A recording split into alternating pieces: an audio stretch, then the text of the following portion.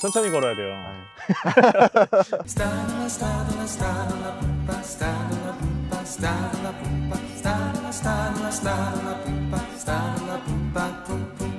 오늘 질문이 있어요. 그게 뭐냐면 달란트 비유 관련된 질문이에요.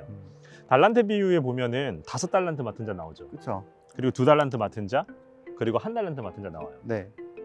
5달란트 맡은 자랑 2달란트 맡은 자는 어쨌든 소득을, 그러니까 이익을 내죠. 네. 근데 1달란트 맡은 자는 주인에게 진짜 오지게 욕을 먹어요. 맞아요. 악하고 게으르다. 그러면 다 뺏겨요, 그것까지. 네. 그렇죠. 자, 여기서 질문이 이 부분이에요. 경제적 관점에서 봤을 때 1달란트 맡은 자는 손실은 없었어요, 사실상. 손실 없었죠. 잃은 것도 없어요. 원금을 뭐 날려먹은 것도 아니에요. 네. 그런데 굳이 그렇게 심하게 욕을 먹어야 되냐? 아. 얘가 악하고 게으른 게 맞냐? 꼭 그래야 되냐? 이런 부분이죠. 어떻게 생각하세요?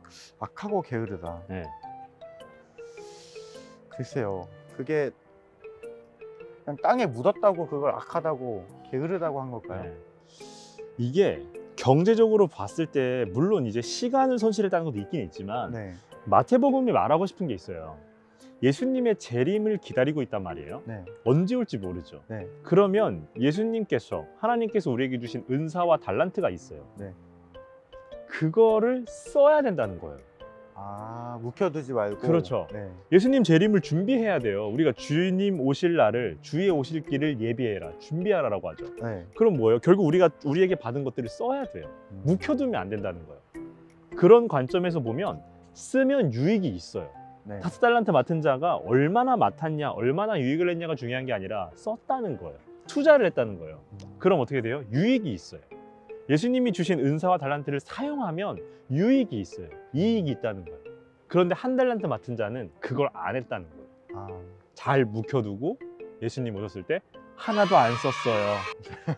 주님, 전 잃은 건 없습니다. 이렇게 했다는 거예요. 그럼 주인이 어떻게 하는 거예요? 악하고 게으른 종. 게으르다. 차라리 은행이라도 맡기지 않았냐. 네. 차라리 은행이라도 맡겼으면 좋지 않았겠냐라고 욕먹었다는 거죠. 하나님의 관점과 그쵸. 우리의 생각은 네. 다르네요. 다르죠. 네. 많이 다르다는 거예요. 아. 그래서 달란트 비유가 말하고 싶은 건 달란트 여러분들도 다 있을 거예요. 맡은 은사가 있고 주님 주신 달란트가 있어요. 그걸 사용하라는 거예요. 뛰어나고 뛰어나지 않다. 누가 잘하고 못하다. 그러니까 경중을 따질 필요 없어요. 쓰라는 거예요. 쓰면 반드시 유익이 있다라는 거죠. 맞아요. 맞아요. 근데 그런 경우 있잖아요.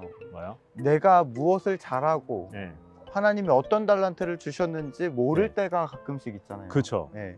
그럴 때는 어떻게 하면 좋을까요? 그러려면 많이 해봐야 돼요. 여러 가지를. 이게 참 현실적인 이야기인데 어린이들, 청소년들이 자신의 진로를 발견하려면 여러 가지를 해봐야 되죠. 그렇죠. 많이 해봐야 돼요. 교회 안에서도 또 교회 밖에서도 여러 가지 일을 해봐야 나에게 어떤 일이 잘 맞고 나에게 어떤 능력이 있는지 알아요. 그래서 많이 해봐야 되고 그것이 발견됐다 그러면 정말 하나님께 감사하는 마음으로 정말 자유롭게 사용하면 되는 거예요. 어른들이 경험해 보는 거 되게 중요하다고 그렇죠, 하잖아요. 그렇죠. 네, 맞아요. 정말 경험 많이 해보면서 하나님께서 나에게 어떤 걸 주셨는지 네. 그렇게 또 파악하면 좋을 것 같아요. 네, 그렇습니다. 그러면 지금 마무리할까요? 네, 네, 그럼 우리 다음 시간에 또 만나도록 하겠습니다. 성경 책, 하나, 둘, 셋. 성경 책.